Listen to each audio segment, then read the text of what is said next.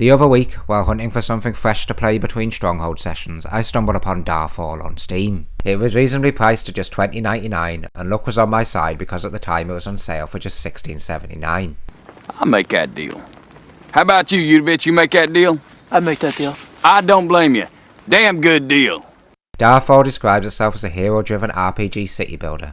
You're in charge of a hero who must protect and grow their home. By day you're levelling up your hero, hunting for loot, and mastering abilities, all while fortifying your settlement and building an army strong enough to survive the relentless undead hordes that come out at night, or to complete various map objectives. It instantly reminded me of the Dungeon series, but imagine playing as the good guys, with a splash of Diablo 2's loot grinding and a pinch of Stronghold's castle defense. So today I'm sharing my thoughts on Darfall from a Stronghold fan's perspective, and whether I think it's worth your time and money. Let's take a look.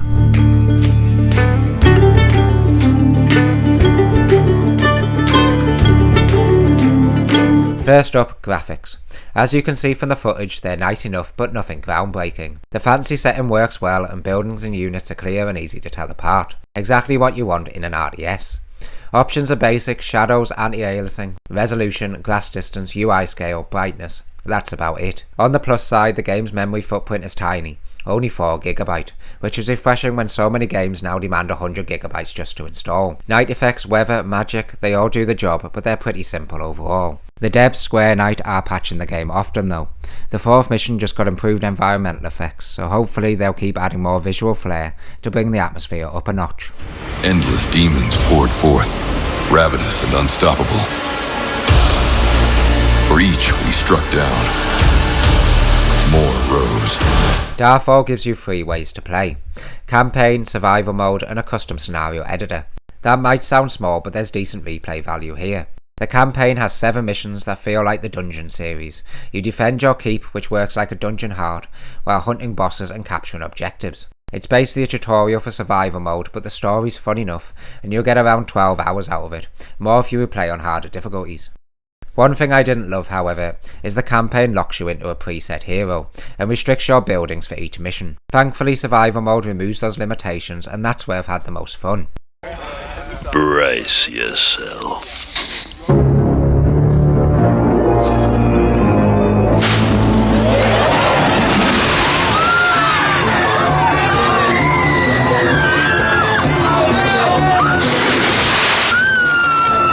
In survival, the undead come out at night and you have to last until dawn, a bit like Stronghold's invasion mode, except the map is randomly generated every time. Pick your hero, my favourite is the Beastmaster. Unleash arrows! Expand your base, survive 4 or 10 nights or go endless, and see how long you last. It's tensely playable and gives off real Age of Empires random map vibes, with a survival twist. Plus there's a scenario editor, so if you get bored you can craft your own maps and challenges for even more replay value.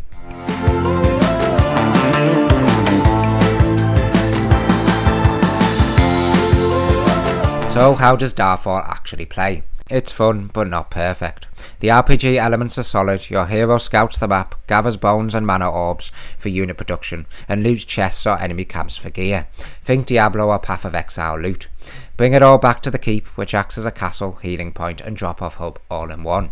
Your hero levels up, learns spells, and can even chop wood, mine ore, or gather stone, and then haul it back to the keep for an instant resource boost. Spells and gathering drain energy, so your hero will need to rest at the keep to recharge. Your troops level up too, going from grunt to experienced to elite, so losing an elite squad right before they reach the keep's healing ring is devastating. Damn you!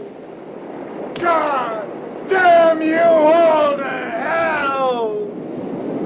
Keeping them alive matters, as their extra experience really pays off in the late game. This is where Darfall is a mixed bag for Stronghold fans. Defensive structures are pretty bare bone. Stone towers, ballistas, spike traps, explosive barrels, stone or wooden walls. But you can't man the walls. They're just obstacles for your archers to shoot around. If you love Stronghold's layered castle mechanics with archers and engineers on the ramparts, you'll feel that gap immediately. Resource management goes deep but can feel tedious. Every weapon, armor piece or item has to be manually queued in the right building. Stone becomes bricks, iron becomes bars, bars become weapons. Unlike Stronghold's satisfying auto supply chains, here you have to manage every step. Easy to jam up, easy to forget. It sounds engaging on paper, but in practice it drags you away from the fun battles. You're constantly flipping between heroes fighting and fixing your crafting queues. You gather wood, stone and iron for building production, and for assigning workers you need houses, food and mana orbs to produce them and keep them working at full efficiency. Expansion happens by placing lamps powered by coal, and you can only build where there's light. It's simple, but combined with the manual crafting, it can feel like busy work instead of strategy. The game does help a bit with a pause and fast forward option, handy for catching up on all that micromanagement, but for me this slows down the real time feel that makes RTS games so satisfying, and the resource chain still feels overly fiddly. Combat's fun, simple but satisfying. It's like Dungeons meets Company of Heroes. Your units level up, so keeping them alive really matters, and you can micro individual troops to pull them back instead of retreating everyone at once. There's no fancy fight choreography, units swing or shoot and hope for the best, so it's all about positioning, choke points and good use of archers.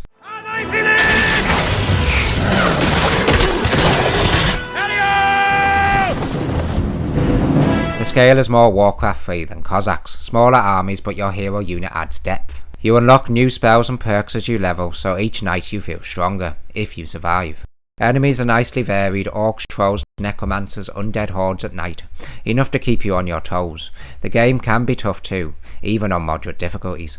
Sound design and voice acting are where Darfall feels a bit empty, especially if you love Stronghold's charm. Food, I'm putting on so much weight! The campaign narration is functional, but nothing dramatic. The voice lines don't hit like Stronghold's memorable lines or have the Dungeon series' cheeky humour. Archmage, some villagers fled to the old quarry, and the old blacksmith near the mountains could prove invaluable. Workers don't mumble or complain in funny ways either. You just get plain text above their head if they're hungry or under attack. Weapons sound decent, swords clash, arrows hit, and the impact of defensive building sounds good. But it's nothing standout. The music does a better job, calm when you're building and intense at night during battles. It matches the setting well and keeps you immersed. Hopefully as the game keeps getting patched, the devs add more personality, better voice acting, unique unit lines, maybe even some classic worker complaints. It's that little spark of life that makes the fortress feel alive in Stronghold. Darfall could really benefit from that. So is Darfall worth it for Stronghold fans? For me, yes, with a few caveats. The biggest downsides are the tedious micromanagement and the lack of proper defensive variety. No manning walls, limited traps. If building layer castle defences is your thing, you'll fill the gap. One thing that could fix the micromanagement fatigue: co-op. Imagine splitting tasks with friends, one runs the base, the other controls the hero and battles the undead hordes. Survival or campaign co-op could be brilliant. Maybe one day we'll see it. That said, the RPG side is great. Levelling up your hero, gearing up, protecting veteran units, and the keep acting as your fortress and healing hub feels satisfying. It scratches a bit of that Stronghold itch, just don't expect a fully fledged castle sim. So if you're a Stronghold fan who enjoys survival challenges, Stronghold's invasion mode, loot, and a touch of the Dungeon series, Darfall is worth a look, especially on sale. Let me know in the comments, have you played Darfall? Do you agree with what I liked and disliked? And if you know any other games that scratch that Stronghold itch, drop them below. I'm always on the hunt. Don't forget to like, subscribe and stay tuned for more Stronghold and RTS content. Thanks for watching.